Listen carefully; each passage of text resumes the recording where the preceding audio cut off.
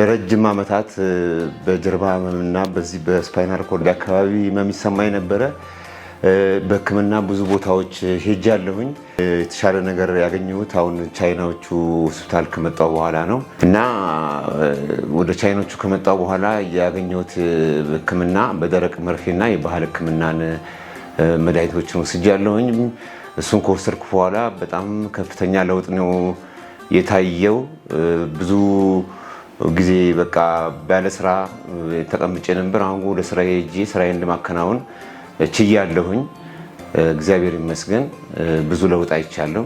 እንግዲህ እንደኔ በዚህ በጀርባ ህመምና በወገብ ህመም የምትሰቃዩ ሰዎች ካላችሁ ወደዚህ ህክምና ተቋም መታችሁ አገልግሎቱን የተሻለ አግኝታችሁ እንደኔ ጤናማ ህይወት እንድትመሩ እመክራለሁኝ። አመሰግናለሁ። ቴንኪው። አመሰግናለሁ።